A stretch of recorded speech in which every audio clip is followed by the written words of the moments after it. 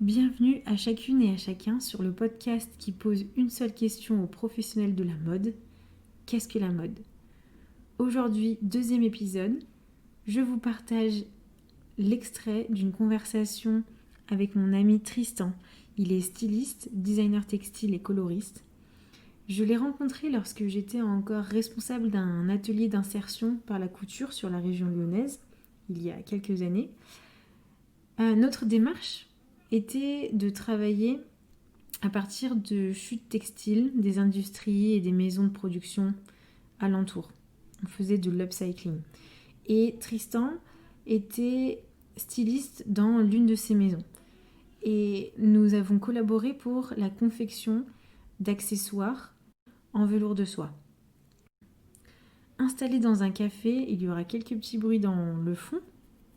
Il commence directement par une réponse bien réfléchie sur qu'est-ce que la mode. Habillé, habilleur, bonne écoute. On est parti? Bah ouais, vas-y, partage-moi. Alors, qu'est-ce que la mode? Pour moi, la mode, c'est un reflet sociologique. C'est l'entretien d'un patrimoine, d'un artisanat, de techniques.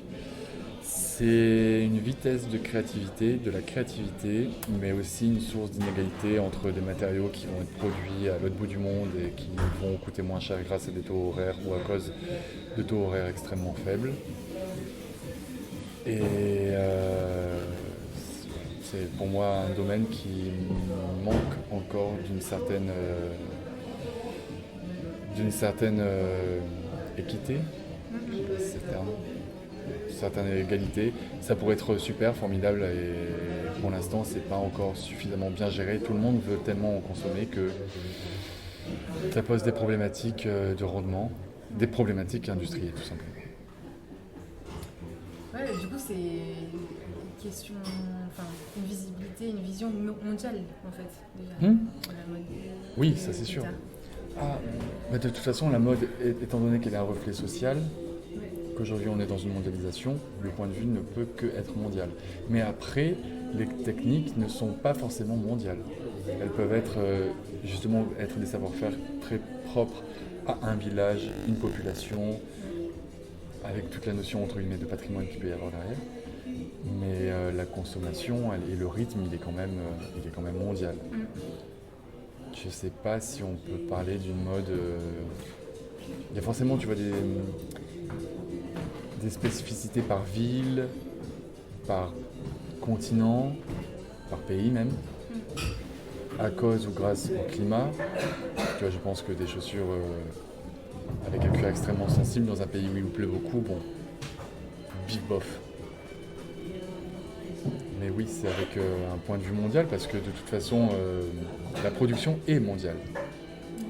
Donc c'est pas, à mes yeux, c'est pas détachable. Après, il y a des modes propres à leur pays, c'est une façon de penser qui est très à la mode, parce qu'on a un aspect du monde, justement. Il n'y aurait pas eu ce scandale en Inde, est-ce qu'on se serait posé la question du Made in France? Enfin, s'il n'y avait pas eu une succession de scandales mondiaux, est-ce qu'on se serait posé la question du retour au local avec une telle ardeur? Je ne sais pas. Ouais. Mais ce qui relie le tout, pour toi, la mode, en fait, elle se fonde sur des savoir-faire. Et Ah bah c'est la mode que je considère, oui. ouais. Oui, et je pense que là c'est une mode intéressante. Si la mode n'est que des imprimés sur du lycra, bon. Après une fois ça, quand j'étais chez Balenciaga, un peu agacé des matières d'une qualité difficilement qualifiable, une copine à qui j'avais parlé de ça, qui elle aussi est dans le textile, elle me disait oui mais c'est aussi un reflet du monde, Tristan. Il y a l'aspect que tout le monde n'a pas cette éducation-là par rapport aux matières et que finalement, pourquoi la matière entre guillemets dite médiocre n'a pas sa place avec les autres. Finalement, il peut y avoir un hétéroclisme de matière. Bon, je suis pas forcément d'accord avec ça, c'est mon point de vue. Disons qu'après tout, les polyester, amides et compagnie sont faits en bouteilles recyclées. Ok, là je dis Ouais. ça va. Enfin ça va. Je sais pas si ça ira bien, mais Ouais. bon, je me dis, c'est déjà une deuxième vie qui est donnée à des polluants ou des pollueurs qui sont très largement répandus, mais c'est toujours donner une deuxième vie. Là, bon, intéressant. Après, si on est dans une production à base de pétrole, qu'on tire du pétrole pour faire ce genre de matière, non, Ouais. non. Et du coup, c'est des matières qui sont belles. Donc ça exige de l'éducation. Tu disais ça exige qu'on soit sensible à cette esthétique et à cette beauté de la matière et en même temps qu'elle ait un sens.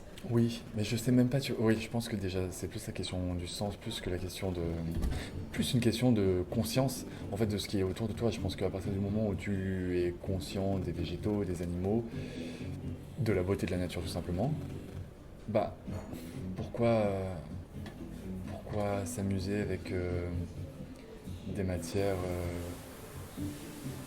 issues du pétrole ou autres. Bon, après, tu peux toujours extrapoler et dire que c'est la nature, hein. C'est la nature le pétrole.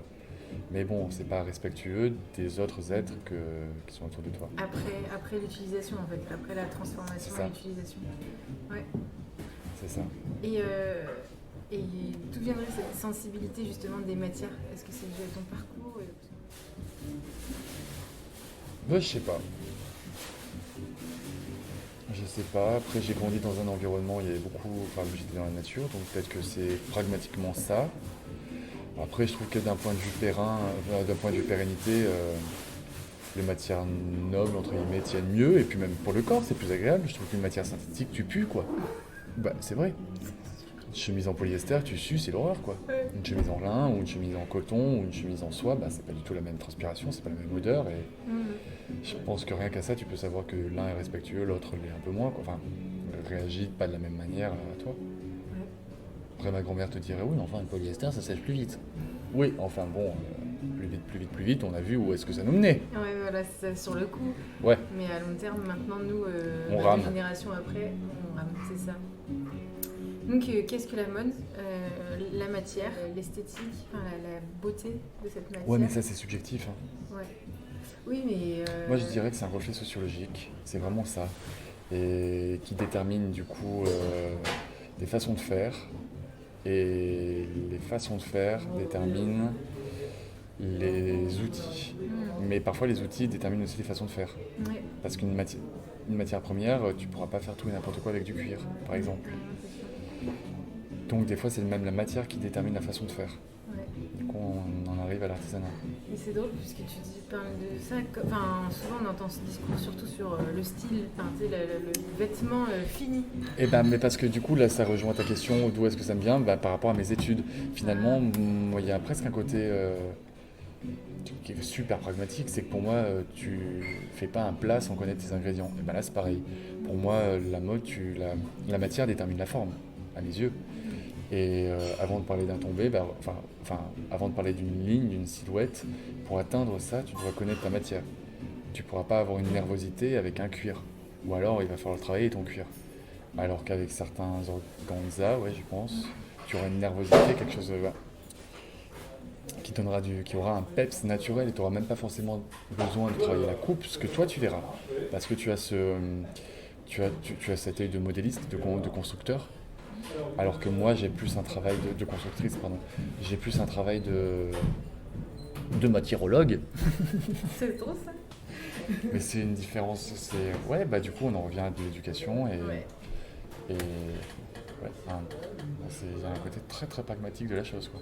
Éducation, curiosité personnelle, mais aussi du coup, encouragée par des études ou par des marques quand on n'est pas dans quand on découvre. Toi, tu as fait plusieurs maisons. Tu as pu voir aussi. Enfin, ton éducation, elle a continué aussi selon Ah les oui. maisons. Et les matières. Oh bah, elle continue toujours, hein. Oui. T'as pas forcément besoin, je pense, d'être dans ton milieu pour. Tu vois, c'est un truc qui m'a suivi quand je bossais à la Biocop, hein. Ouais. Typiquement avec des matières premières relativement. J'aime pas le mot pur, mais ouais, saine, avec une certaine certaines tentatives de valeurs assez justes. Souvent tellement longue bio. Elle a une empreinte carbone qui est plus élevée que la tienne. C'est tellement ça. L'Afrique du Sud, Ouais. par exemple. Et je reviens sur ce que tu disais tout à l'heure, tu parlais de temporalité, de créativité. Donc, en fait, cet échange-là et cette sensibilité-là, pour qu'elle s'applique, elle a besoin de temps. En fait, déjà, rien que dans l'échange, dans la communication, mais aussi des temps de recherche, parce que ça demande des tests, il y a beaucoup d'échantillonnage. Ouais, après moi ça je pense que je biaise pas mal cette pensée parce que j'ai un côté gros geek de ça où en parallèle on va dire de mon travail, que ce soit de par les vêtements que je cherche, que je chine, on va dire je travaille en amont sur ça et on va dire que je me nourris hors travail et du coup ça fluidifie un petit peu le travail dans ça. Tu vois, typiquement, mon dressing, c'est que du test. Hein. Que du test, parce qu'il y a plein de choses que, bon, en soi, je ne porte pas du tout. Ouais. Mais j'ai aimé essayer, voir comment ça se passait pendant une journée, 2 journées, au long terme, comment ça réagit. C'est des choses... Parce que bon, j'ai pas forcément envie de proposer des choses que moi-même, j'accepte pas. C'est pas juste. Donc... Tu vois, par exemple, si j'avais un doute, plusieurs fois d'ailleurs, j'ai eu ramené des pièces que j'avais dans mon dressing en disant voilà, c'est ça que j'aimerais avoir. C'est ce qui m'inspire, et pourquoi ça, tac, tac, tac. Et la personne qui sera en charge d'un aspect plus technique, elle ou il me dira ok, il faut faire comme ci, comme ça. Et en termes de matière, en fonction du coût final, ça, ce sera peut-être plus intéressant. Et moi, si je dis non, du coup, il va falloir trouver une alternative et péter un coup fin. Joli, 3 points de suspension, on craque à 2 doigts. Hein.